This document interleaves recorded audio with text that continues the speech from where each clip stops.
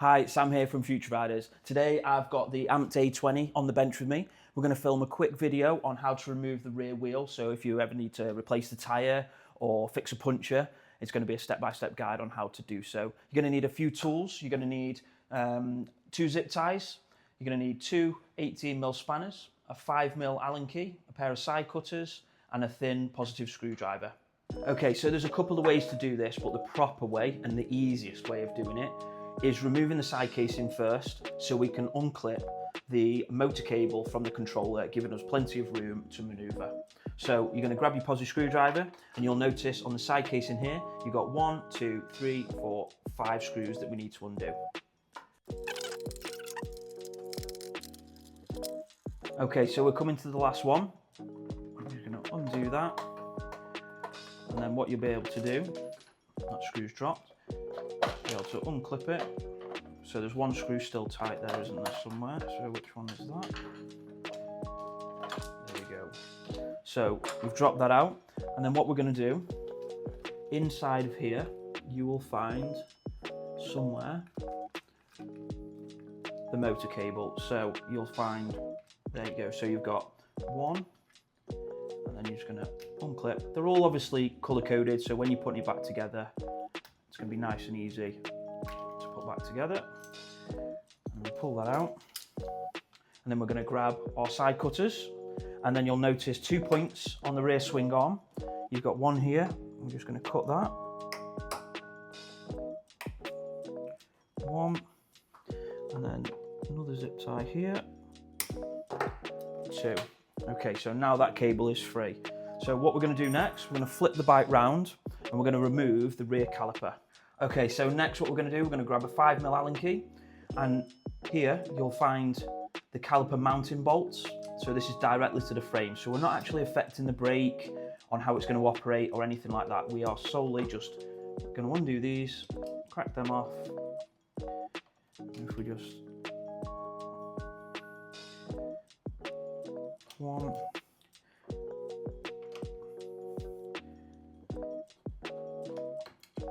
2.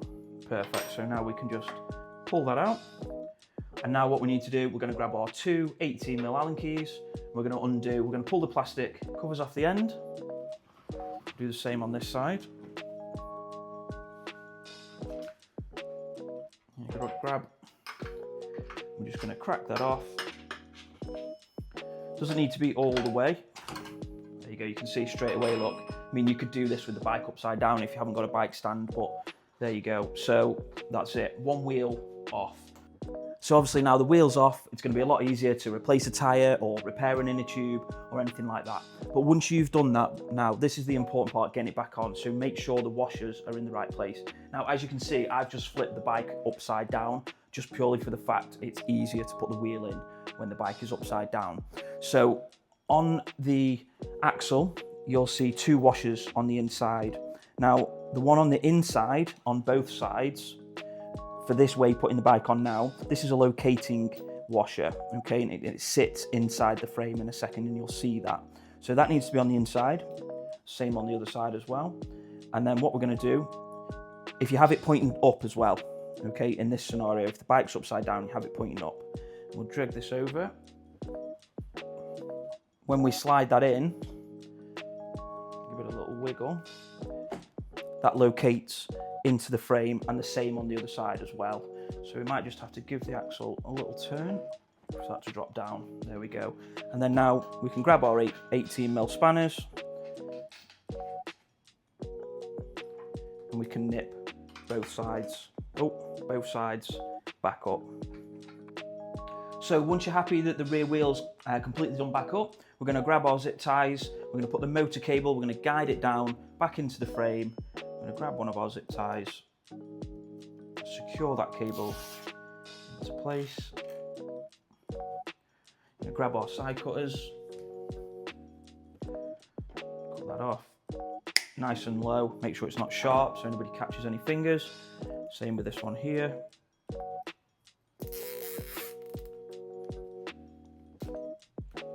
Cut that one as well. Perfect. So now we can flip the bike back over and we'll mount the rear caliper. So when it comes to mounting the caliper, we're just going to bend that cable back up there a little bit. We're just going to slot that down. If you look over the top, you'll see the disc goes through the pads. Grab our bolts from earlier with the 5mm Allen key. Just line that up. Doing it this way, obviously we've not affected how the brake's going to work. We've not adjusted any cables or anything like that. So just find the hole. There we go. Grab your 5mm Allen key. Nip that up. We're just going to check the rear brake. Still works perfectly. Okay, so next what we're going to do, we're going to connect the motor cables up to the controller, and then we're just going to put the side plastics back on. So I've threaded the motor cable through the frame where we can see the cables this end. We just need to marry them up now to the corresponding cables. So we're going to go green with green, just clip that in, find the yellow, clip that in, and then we're going to find the blue. And then the last one here, just the main cable. Done.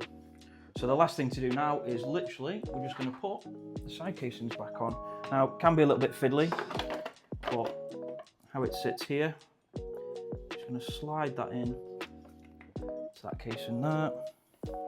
That's your discharge cable for obviously where the battery mounts. Line everything up.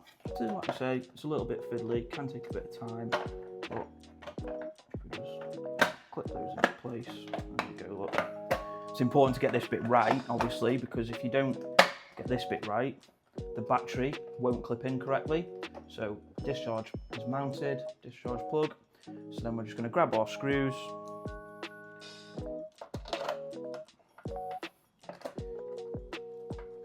and nip that up. And that's it, the job's complete. If you've got any questions or you're not sure of anything or you'd like help with anything, you're more than welcome to get in contact with us via our website or via YouTube or WhatsApp. Cheers guys, thanks for watching.